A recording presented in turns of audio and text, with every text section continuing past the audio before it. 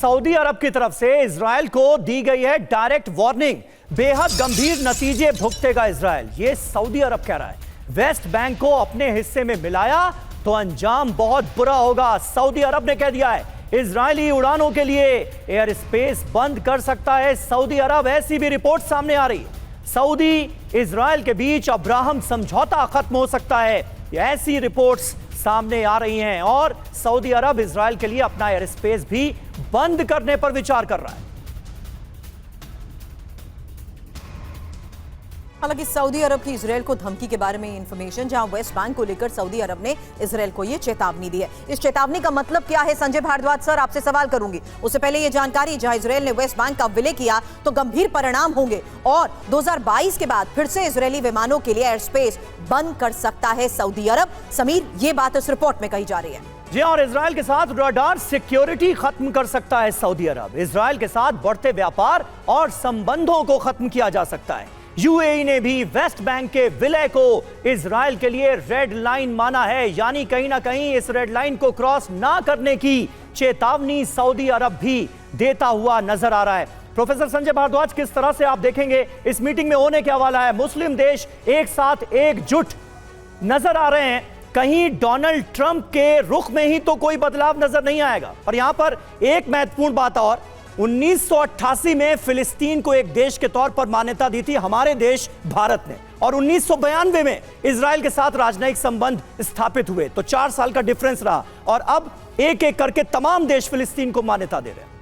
देखिए समीर, आपने बात बिल्कुल आपने इंडिकेट कर दिया कि पर ये मैं नहीं समझ पा रहा कि ये इजराइल को चुनौती है या सीधा अमेरिका को, मुस्लिम वर्ल्ड की तरफ से, खासकर सऊदी अरबिया और यूएई, क्योंकि यही एक सिक्योरिटी जो तंत्र प्रोवाइड कराते हैं अमेरिका को मिडिल ईस्ट में, इन्हीं का लीडरशिप है। लेकिन वो डायरेक्टली इजराइल पे क्वेश्चन कर रहे हैं या अमेरिका पे कर रहे हैं, एक बहुत बड़ा सवाल है। लेकिन ये बात मान के चलिए कि अब दबाव बन रहा है इजराइल पे भी अमेरिका के माध्यम से या बाकी अरबियन वर्ल्ड के, कि पहली बात आप सीज फायर ख़त्म कीजिए और निश्चित रूप से जो हमास है उसको भी एक तरीके से डिजार्म करके वहाँ से वापस हटके जो फलस्तीनियन अथॉरिटी तैयार की गई है उसकी लेजिटिमेसी को बरकरार रखते हुए पावर को ट्रांसफ़र कर देना चाहिए। मुझे लगता है एक स्थायित्व सॉल्यूशन ये होगा। अदरवाइज क्या हो रहा है कि जो मुस्लिम वर्ल्ड, जो ईरान चाह रहा था, ईरान क्या चाह रहा था, ईरान चाह रहा था कि सुन्नी और शिया झगड़ा बंद कीजिए और पूरा इस्लामिक वर्ल्ड एकजुट होकर इजराइल के खिलाफ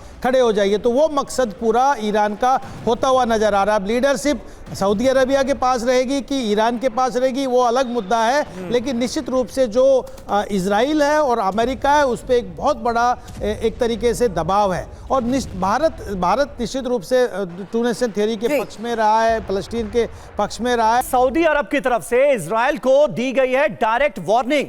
बेहद गंभीर नतीजे भुगतेगा इजराइल, ये सऊदी अरब कह रहा है। वेस्ट बैंक को अपने हिस्से में मिलाया तो अंजाम बहुत बुरा होगा। सऊदी अरब ने कह दिया है इजरायली उड़ानों के लिए एयर स्पेस बंद कर सकता है सऊदी अरब। ऐसी भी रिपोर्ट सामने आ रही है, सऊदी इजराइल के बीच अब्राहम समझौता खत्म हो सकता है। ऐसी रिपोर्ट्स सामने आ रही हैं और सऊदी अरब इजराइल के लिए अपना एयर स्पेस भी बंद करने पर विचार कर रहा है।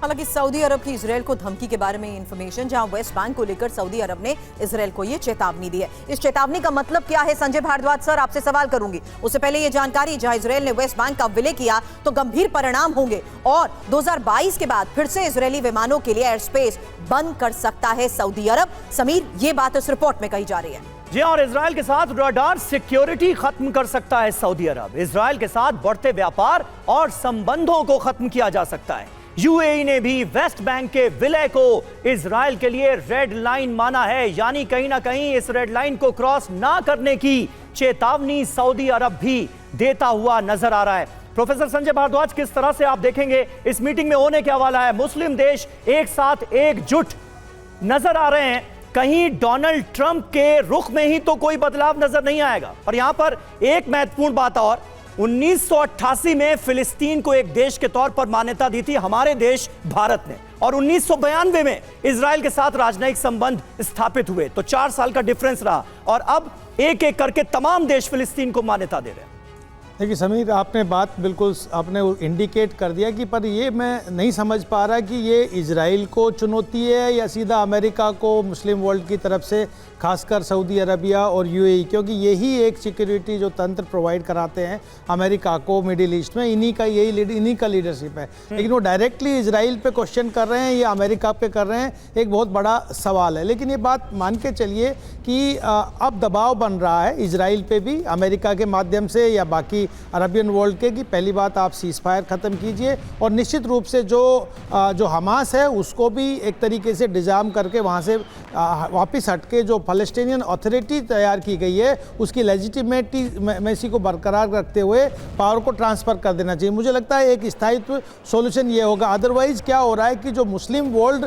जो ईरान चाह रहा था, ईरान क्या चाह रहा था, ईरान चाह रहा था कि सुन्नी और शिया झगड़ा बंद कीजिए और पूरा इस्लामिक वर्ल्ड एकजुट होकर इजराइल के खिलाफ खड़े हो जाइए। तो वो मकसद पूरा ईरान का होता हुआ नजर आ रहा है। अब लीडरशिप सऊदी अरबिया के पास रहेगी कि ईरान के पास रहेगी वो अलग मुद्दा है, लेकिन निश्चित रूप से जो इजराइल है और अमेरिका है उस पर एक बहुत बड़ा एक तरीके से दबाव है। और भारत निश्चित रूप से टू नेशन थ्योरी के पक्ष में रहा है, फ़लस्तीन के पक्ष में रहा है।